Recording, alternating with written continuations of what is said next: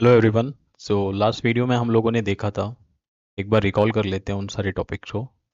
तो पहले देखा था हमने पाइथन और डिफरेंट डिफरेंट प्रोग्रामिंग लैंग्वेजेस देखी थी। पाइथन और इतना इम्पोर्टेंट क्यों है as compare to C plus plus और जावा। ठीक है। और पाइथन को ऊप्स और पीओपी दोनों का कंसेप्ट कैसे आया, क्यों लोगों को इतनी ज़्यादा पसंद आती पाइथन की लैंग्वेज। सो ये सारी चीज़ें हमने देखी थी। लेकिन में हमने देखा था कि उसकी स्टाइल और पाइथन इतना ज़्यादा क्यों यूज़फुल होता है। जस्ट लाइक उसके हमने फीचर्स देखे थे कि डिफरेंट डिफरेंट फीचर्स होते हैं पाइथन में। सो ये मतलब काफ़ी इंपॉर्टेंट इंपॉर्टेंट फीचर्स थे पाइथन के जो हमने लास्ट टाइम गो थ्रू किए थे। फिर इसके बाद हमने छोटा सा कंसेप्ट समझा था, just like object oriented programming क्या होती है, क्लास क्या होता है और ऑब्जेक्ट क्या होता है। ठीक है। तो पाइथन में इतने ज़्यादा इंपॉर्टेंट क्यों होते हैं। ओके।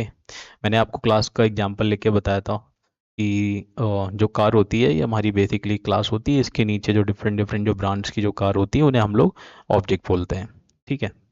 आज हम लोग देखेंगे कि एक पाइथन प्रोग्राम रन कैसे करता है। ठीक है।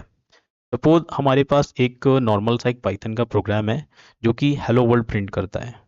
ये हमने बनाया। ठीक है। ये डॉट पी वाई फाइल है। इस फाइल का नाम हम लोग दे देते हैं हेलो। अब इसको हम रन करेंगे कंपाइलर में। कंपाइलर इन द सेंस एक तरह से आप मैं आपको बता देता हूँ, एक कोई विंडो होती है। ठीक है। जिसके अंदर अपना कोड आप रन करते हो, एग्जीक्यूट होता है। ठीक है। फिर वो रिजल्ट देता है। तो कंपाइलर भी एक तरह से कोड होता है जो कि आपके नॉर्मल जो कोड होते हैं उनको रन कराने का काम करता है। ठीक है। सपोज एक हमने hello dot P Y file लिया। ओके। सो कंपाइलर क्या करता है, इस कोड को कंपाइल करता है। कंपाइल करने के बाद इस कोड को बाइट कोड में कन्वर्ट कर देता है। ये देख सकते हो आप बाइट कोड का स्ट्रक्चर, कि बाइट कोड बेसिकली इस फॉर्म में दिखता है। पहले अगर कोई भी ग्लोबल वेरिएबल है उसको रन कराएगा, फिर कोई कांस्टेंट है उसको लोड कराएगा, फिर अगर कोई फंक्शन है तो उसको रन कराएगा, फिर उसके बाद उसकी वैल्यू रिटर्न कर देगा। ठीक है। तो ये बाइट कोड का स्ट्रक्चर होता है। इससे हमें ज़्यादा मतलब नहीं होता, ये मशीन के अंदर सारी चीज़ें होती हैं। तो we don't need to worry about, बस समझ लेना होता है कि बाइट कोड समथिंग समथिंग कुछ ऐसे दिखता है। ठीक है। जस्ट लाइक कि जैसे पाइथन का प्रोग्राम होता है, इसका एक्सटेंशन डॉट पी वाई होता है। So we have the byte code जिसका एक्सटेंशन होता है dot P Y C. Okay. One the code is converted into the byte code with the help of the compiler. ठीक है। यहाँ से एक एनवायरनमेंट एग्जीक्यूट हो जाता है, एक रन टाइम एनवायरनमेंट होता है। रन टाइम एनवायरनमेंट होता है। ठीक है। जो क्या करता है, हमारे कोड को मशीन कोड में कन्वर्ट कर देता है। क्योंकि हम सभी को पता है कि जो मशीन होती है वो 010101 जो लैंग्वेज होती है उसको समझती है। जो हमारी जो नेचुरल लैंग्वेज होती है उसको मशीन नहीं समझती है। ठीक है। तो एक रन टाइम एनवायरनमेंट होता है जिसे हम बोलते हैं पीवीएम, पाइथन वर्चुअल मशीन। ठीक है। इसके बारे में अभी थोड़ी देर बाद में आपको बताऊंगा इन डिटेल कि पीवीएम कैसे काम करता है और इसके अदर अदर क्या क्या रोल होते हैं। ठीक है। तो पीवीएम के अंदर एक फीचर होता है जिसे बोलते हैं इंटरप्रेटर। ठीक है। सो इंटरप्रेटर बेसिकली रिस्पॉन्सिबल किस लिए होता है, इंटरप्रेटर हमारे बाइट कोड को मशीन कोड में कन्वर्ट करता है। ठीक है। फिर ये मशीन कोड जैसे रन होती है तो हमको एंड द एंड लास्ट एक हमारा डिजायर्ड रिजल्ट मिल जाता है। ठीक है। सो नॉर्मल से हमारा पाइथन का कोड होता है, वो कंपाइल होता है, कंपाइल होने के बाद बाइट कोड में कन्वर्ट होता है, फिर बाइट कोड के बाद इंटरप्रेटर की हेल्प से मशीन कोड में कन्वर्ट होता है, फिर मशीन कोड हमारा रिजल्ट दे देता है। ओके। सेम चीज़ यहाँ पे भी लिखी है। ये हमारा नॉर्मल पाइथन का कोड है, इसको हमने कन्वर्ट किया मशीन को, अब सॉरी बाइट कोड में, बाइट कोड को हम लोग करेंगे मशीन कोड में। ठीक है।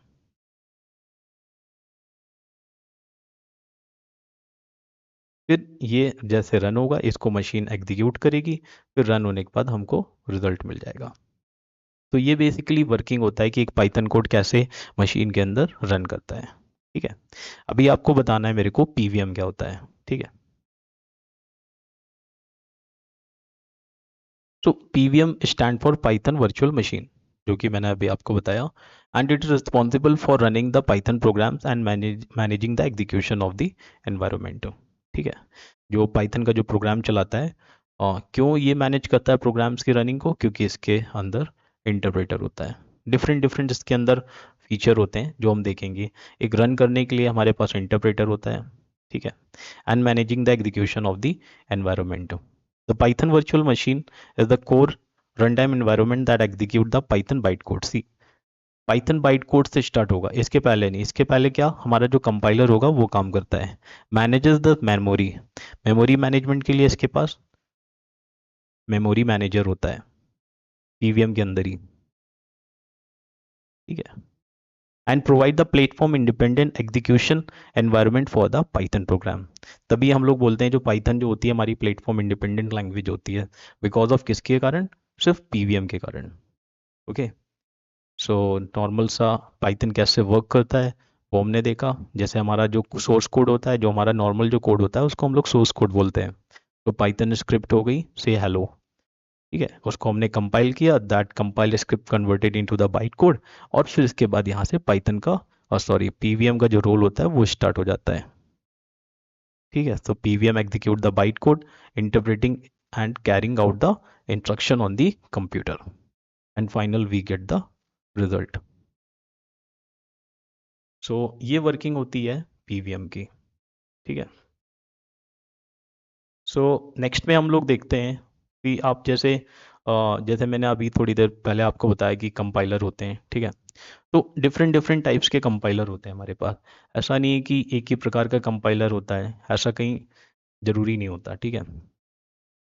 तो फ्लेवर्स ऑफ पाइथन मतलब होता है कि पाइथन हम लोग कहाँ कहाँ रन कर सकते हैं, ठीक है। डिफरेंट डिफरेंट कंपाइलर्स होते हैं।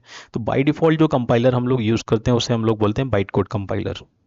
ये पाइथन का बाय डिफ़ॉल्ट होता है। आप जिस भी इन्वायरमेंट वगैरह या फिर सॉफ्टवेयर में रन करते हो उसे बोलते हैं पाइथन डिफ़ॉल्ट, उसे बोलते हैं बाइट कोड कंपाइलर, जो कि पाइथन का डिफ़ॉल्ट कंपाइलर होता है, ठीक है। फिर इसके बाद होता है जिट कंपाइलर, जिसे बोलते हैं जस्ट इन टाइम।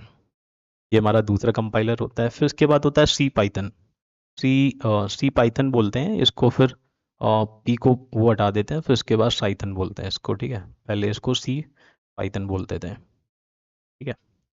सो अभी गो थ्रू करते हैं कि पहला कंपाइलर कैसे होता है। डिफरेंट डिफरेंट कंपाइलर्स इसलिए होते हैं क्योंकि अलग अलग काम होता है, ठीक है। वो भी मैं आपको बताऊंगा कौन सा कंपाइलर कहाँ पे काम होता है।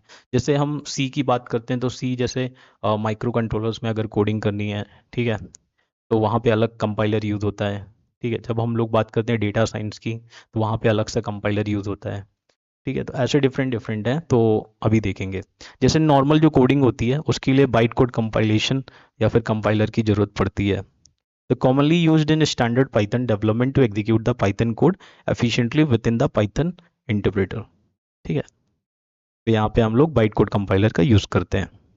इसके बाद होता है जिट कंपाइलेशन, जिसे हम लोग पाई पाई बोलते हैं।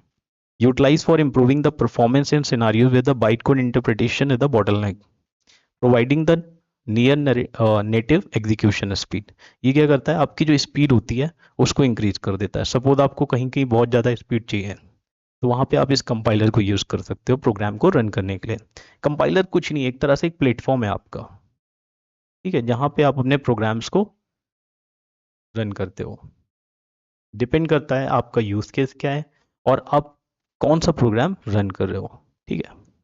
फिर होता है सी Python, applied in the scenario where the Python dynamic nature is desired but the performance needs are high, such as scientific computing, numerical simulation or integrating with existing C++ code database, ठीक है। यहाँ पे सी Python का use होता है एक scientific computing के लिए, न्यूमेरिकल सिमुलेशन के लिए, या फिर आपका कोड सी प्लस पाइथन दोनों में हो, ठीक है। मे भी हो सकता है आप कोई सी का पाइथन सॉरी सी का अगर कोई फंक्शन यूज़ कर रहे हो पाइथन के अंदर तो वो आप नॉर्मल कंपाइलर में नहीं यूज़ कर पाओगे, उसके लिए आपको चाहिए सी पाइथन का कंपाइलर, ठीक है, जिसे साइथन बोलते हैं। तो ऐसे डिफरेंट डिफरेंट कंपाइलर होते हैं, ये मेन थे तो मैंने आपको बता दिया। एक होता है हमारा एनाकोंडा, ठीक है, जो कि हम लोग डेटा साइंस के लिए यूज़ करते हैं। मोस्टली जितने भी लोग डेटा साइंटिस्ट होंगे वो सब एनाकोंडा के बारे में तो सुने ही होंगे, ठीक है, क्योंकि उसके पास काफ़ी सारी बिल्ट इन लाइब्रेरीज होती हैं जो कि हम लोग यूज़ करते हैं अपने वर्क के लिए, है ना। तो वो भी एक कंपाइलर बनाया गया है डिज़ायर्ड पर्पस के लिए। सो ये हमारे कुछ कंपाइलर हैं जिसको हम गो थ्रू करेंगे। जस्ट लाइक हमारे पास सी पाइथन है, हमारे पास जाइथन है। जाइथन क्यों होता है? क्योंकि ये जावा प्लस पाइथन से बना होता है, ठीक है। फिर इसके बाद आयरन पाइथन है जिसमें डॉट नेट का हम लोग यूज़ करते हैं। फिर इसके बाद पाई है जो हमने देखा JIT compiler for the performance, इसको फास्ट परफॉर्मेंस के लिए करते हैं। स्टैकलेस होता है, stackless Python emphasizes the concurrency and the micro threading. जब ऐसी कोई प्रोसेस हमको जो करनी होती है तो वहाँ पे हम लोग इसको यूज़ करते हैं, ठीक है। Micro Python design for the micro controllers. देखा, अगर आपको माइक्रो कंट्रोलर्स पे अगर काम करना है तो आप ये वाला कंपाइलर का यूज़ करो, ओके। फिर circuit Python, the micro Python variant for educational purpose, उसके लिए हम सर्किट पाइथन का यूज़ करते हैं, ओके। एंड एनाकोंडा लास्ट में, distribution for data science and scientific computing के लिए हम लोग एनाकोंडा का यूज़ करते हैं। और ये इसके कुछ अपने प्रोज हैं, ये कुछ कॉन्स हैं, ठीक है। मोस्टली हम क्या करेंगे, हम एनाकोंडा ही प्रेफर करते हैं, सी पाइथन ये दो हम लोग करते हैं, ठीक है। बाकी ये स्पेसिफिक स्पेसिफिक इंडस्ट्री में यूज़ होते हैं, ऐसा नहीं इंडस्ट्री में यूज़ नहीं होते, they are used in the industry. So अगर कोई बंदा अगर माइक्रो कंट्रोलर्स पे काम कर रहा है तो माइक्रो पाइथन के कंपाइलर पे काम करता है, ठीक है। फिर इसके बाद देखते हैं मेमोरी मैनेजमेंट, बहुत ही इंपॉर्टेंट कंसेप्ट होता है। सी, दो इंपॉर्टेंट चीज़ होती है, डीएसए में भी लोग पढ़ते हैं, the time and memory. Time memory कैसे करना है, ठीक है। मेमोरी तो चलो एक टाइम तक इंसान कंट्रोल कर सकता है कि बट ज़्यादा भी हो गई तो चलेगा, लेकिन टाइम काफ़ी कम रखता है। ऑप्टिमाइजेशन होता है एक तरह से, टाइम को बोल सकते हैं कि अल्गो की ऑप्टिमाइजेशन वगैरह पे काफ़ी ज़्यादा काम होता है, ठीक है। मेमोरी तो है, कभी कभी मेमोरी का नीड होता है कि रिस्ट्रिक्शन होता है कि you have to use that something 2 MB, ठीक है, या फिर 2 KB, और इसी में ही आपको अपना कोड लिख के प्रोसेस करना है, ठीक है। तो अभी हम लोग बात करेंगे कि मेमोरी मैनेजमेंट कैसे होता है। सो एग्जैक्टली जस्ट लाइक हमने देखा था पीवीएम में, जो मैंने आपको बताया था कि पीवीएम के अंदर मेमोरी मैनेजर होता है।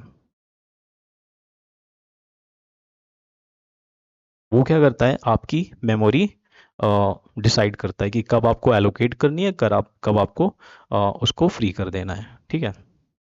तो सपोज आपने कोई वेरिएबल डिक्लेयर किया, उसकी वैल्यू 10 कर दी, उसने उसके अगेंस्ट एक हार्ड डिस्क या फिर एसएसडी में आपके लिए मेमोरी उसने एलोकेट कर दी, ठीक है। जस्ट लाइक हमारे, लेकिन जब सी प्लस प्लस की हम लोग बात करते हैं तो वहाँ पे हमको मैलोक फंक्शन का यूज़ करना पड़ता है मेमोरी एलोकेशन के लिए, और फ्री के लिए फ्री फंक्शन का। लेकिन पाइथन में क्या होता है, ये हर चीज़ डायनेमिक होती है, अपने आप हो जाता है। अगर आपने इसका यूज़ थोड़ी देर बाद करना छोड़ दिया तो क्या होगा, ये अपने आप फ्री हो जाएगी, ठीक है। लेकिन सी और सी प्लस प्लस में ऐसा नहीं होता, आपको बताना पड़ेगा, ठीक है। जब तक आप बताओगे नहीं वो मेमोरी उसके लिए उतना ऑक्यूपाई होके रखी रहेगी, ठीक है। तो वो बेसिकली वेस्ट ऑफ मेमोरी होता है। तो यूज़र अगर सी प्लस प्लस में काम करता है तो उसे मेमोरी मैनेजमेंट का काफ़ी ध्यान रखना पड़ता है कि मेमोरी कैसे मैनेज होती है। लेकिन अगर पाइथन में कर रहा है तो उसे ज़्यादा ध्यान नहीं कर देना है, क्योंकि अगर कुछ सर्टेन टाइम पीरियड के बाद अगर वो आपका वेरिएबल यूज़ नहीं हो रहा है तो पीवीएम जो होगा वो अपने आप उसको फ्री कर देगा या फिर इरेज कर देगा, ठीक है। तो अभी थोड़ा सा बात कर लेते हैं पाइथन और सी में क्या क्या डिफरेंस होते हैं, ठीक है। पहला मेन डिफरेंस होता है, जस्ट लाइक मैं आपको इसलिए बता रहा हूँ सी वर्सेस पाइथन की, थोड़ा आपकी क्लैरिटी और बढ़ जाए, ठीक है, थोड़ी अंडरस्टैंडिंग बढ़े लैंग्वेज के लिए। ये थोड़ा कंपेयर करके आप देखोगे तो थोड़ी अंडरस्टैंडिंग ज़्यादा डेवलप होगी, ठीक है। तो सिंटेक्स की बात करते हैं, तो जो सी होता है उसमें हम लोग सेमी कॉलन यूज़ करते हैं, करली ब्रेसेस वगैरह यूज़ करते हैं, ठीक है। लेकिन पाइथन में सबसे इंपॉर्टेंट चीज़ होती है इंडेंटेशन। इंडेंटेशन क्या रिफ्लेक्ट करती है, न्यू लाइन, ठीक है। यहाँ पे न्यू लाइन क्या रिफ्लेक्ट करता है, सेमी कोलन। इसका मतलब है कि न्यू लाइन पे जा चुके हैं, अब नया कमांड स्टार्ट कर दिया है, ठीक है, जब हम कोड लिखते हैं। और करली ब्रेसेस में क्या होता है, करली ब्रेसेस में ये डिफाइन करता है कि आपका कोड ब्लॉक इसके और इसके बीच में है, ठीक है।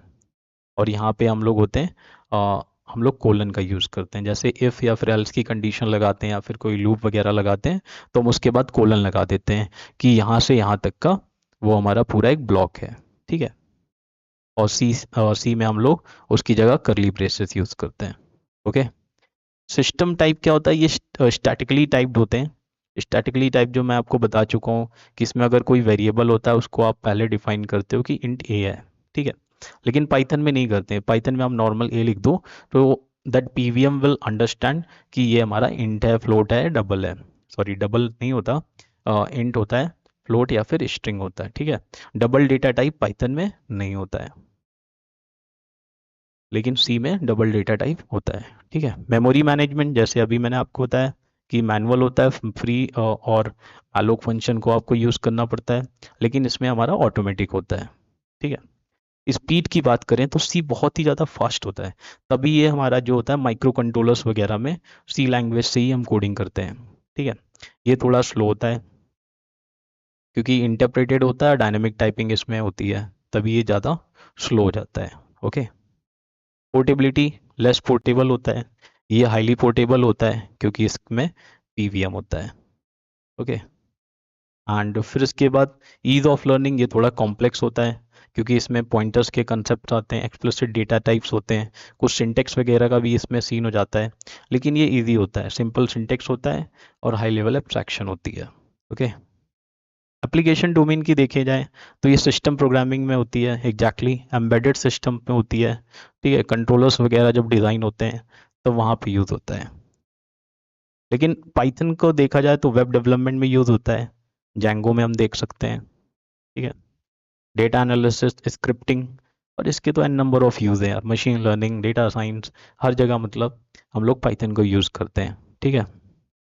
Community and libraries, smaller standard libraries होती है, बहुत ही कम होती है।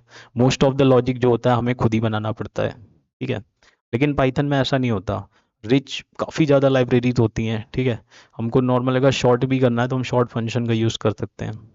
लेकिन सी वगैरह में क्या करना है, पूरा लॉजिक लिखना पड़ेगा आपको शॉर्टिंग वगैरह का, ठीक है। Second is that error handling, इसमें मैनुअल होता है, हमें कोड रन करना है, फिर देखना है कि वो हमारा कोई एरर दे रहा है कि नहीं दे रहा है। लेकिन पाइथन में क्या होता है, बिल्ट इन एक्सेप्शंस होते हैं, ट्राई एक्सेप्ट होता है, तो इसकी हेल्प से हम देख सकते हैं कि कौन सा एरर आया है कौन सा नहीं, ठीक है। और डेवलपमेंट स्पीड की बात करी जाए तो स्लो होती है थोड़ा, मैनुअल मेमोरी मैनेजमेंट वगैरह इसमें करना पड़ता है, लेकिन ये फास्ट होता है, ठीक है। तो ये बेसिकली डिफरेंस रहा सी और पाइथन के बीच में। और अभी हम देखेंगे जावा और पाइथन के बीच में क्या डिफरेंस होता है, क्योंकि सी एक तरह से हमारी ये फंक्शनल ओरिएंटेड हो गई, तभी हमने सी को लिया है, ठीक है। अभी जावा पे देखेंगे क्योंकि जावा जो होता है हमारा ऑब्जेक्ट ओरिएंटेड होता है। हम्म।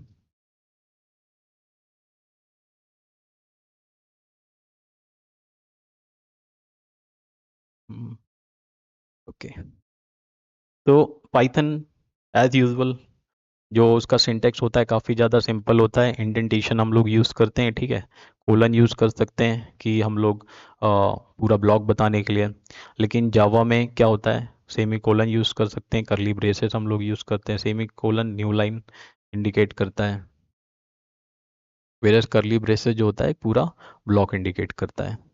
फिर इसके बाद पाइथन डायनेमिकली टाइप्ड होता है कि हम normal A is equal to 10 लिख सकते हैं, इट विल अंडरस्टैंड, लेकिन इसमें हमको बताना पड़ता है कि int A is equal to 10, ठीक है। मेमोरी मैनेजमेंट इसमें ऑटोमेटिक होती है, लेकिन इसमें मेमोरी मैनेजमेंट हमको मैनुअल करना पड़ता है। स्पीड स्लो होता है, लेकिन ये फास्ट होता है, ठीक है। ये देखो जिट कंपाइलेशन का इसमें यूज होता है, जस्ट इन टाइम होता है, जिट जो फुल फॉर्म होता है इसका होता है just in time, okay. Portability इसकी हाई होती है बिकॉज ऑफ द पीवीएम, ठीक है। पोर्टेबल वाया जेवीएम, इसमें जेवीएम होता है, need the Java run time error, ठीक, सॉरी, जावा रन टाइम एनवायरनमेंट, ठीक है। इसमें जेवीएम होता है, जावा वर्चुअल मशीन, लेकिन फिर भी ये स्लो होता है क्योंकि इसमें काफ़ी ज़्यादा पैकेजेस नीड पड़ती है इसको रन करने के लिए, ठीक है। तो ज़्यादा पोर्टेबल नहीं होता है एज कम्पेयर टू पाइथन, लेकिन हाँ पोर्टेबल होता है क्योंकि इसमें जेवीएम होता है, जैसे इसमें पीवीएम होता है, ठीक है। ईजियर होता है, सिंपल सिंटेक्स होता है, रीडेबिलिटी होती है। ये थोड़ा कॉम्प्लेक्स होता है, स्ट्रॉन्ग टाइपिंग, आपको कुछ सिंटेक्स कमांड्स वगैरह जो होंगी उसको ध्यान रखना पड़ेगा, ठीक है। Application, web development, scripting, automation, data analysis, काफ़ी जगह यूज़ होता है। लेकिन ये क्या होता है, एंटरप्राइज एप्लीकेशन, एंड्रॉयड डेवलपमेंट, लोग जावा से एंड्रॉयड करते हैं, काफ़ी लोगों को पता है। एंटरप्राइज एप्लीकेशन स्प्रिंग बूट वगैरह जो होते हैं एंटरप्राइज लेवल पे, वहाँ पे यूज़ होता है। ठीक है। Community, rich third libraries, executive extensive ecosystem होता है।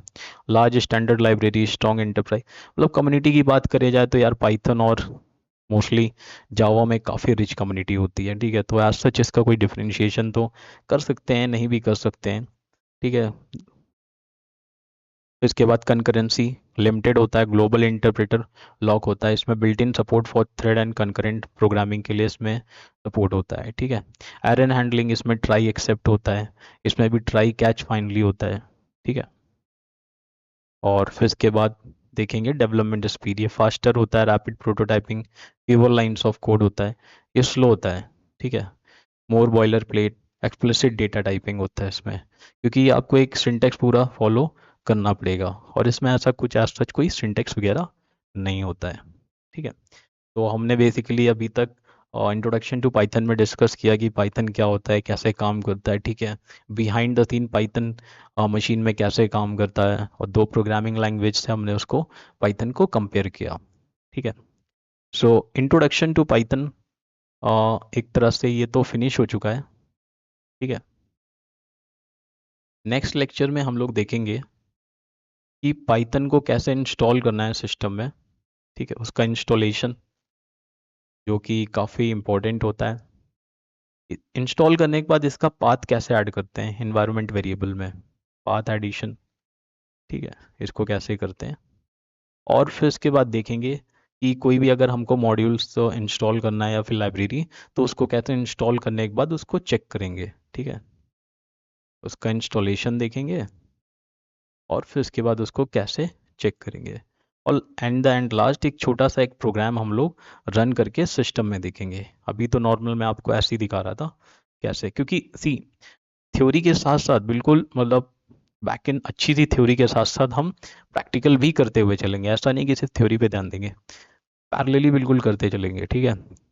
गूगल कोलैब वगैरह का यूज़ कर लेंगे, या फिर जुपिटर नोटबुक का यूज़ कर लेंगे। ठीक है। तो बिल्कुल भी मतलब उसके लिए भी आप परेशान मत होइए, उसको भी हम बिल्कुल थॉरली गो थ्रू करेंगे। ओके। और पैरेलली मैं आपको बताऊंगा मेरा जनरेटिव एआई का जो कोर्स है, जेन एआई का, उसको भी आप पैरेलली फॉलो कर सकते हो, क्योंकि उसमें स्टार्टिंग में थोड़ा थ्योरी वगैरह है काफ़ी। जब कोडिंग जाएंगे हम उसमें कोडिंग वाले पार्ट में, जब तक मैं पाइथन काफ़ी फिनिश कर चुका हूँगा। ठीक है। क्योंकि प्रोग्राम्स वगैरह होंगे, तो पाइथन का एज सच उसमें कुछ ज़्यादा सिंटेक्स नहीं होता है, और जो लाइब्रेरीज वगैरह उसमें मैक्सिमम यूज़ होंगी, तो मैं आपको तो उधर ही बता दूंगा कि कौन कौन सी लाइब्रेरीज वगैरह यूज़ होंगी। ठीक है। सो चैनल को वही है, आपको लाइक करना है। ठीक है। सब्सक्राइब वगैरह कर लो थोड़ा मोटिवेट वगैरह करने के लिए मुझे, और फिर इसके बाद मिलते हैं नेक्स्ट लेक्चर में। ठीक है। Okay bye.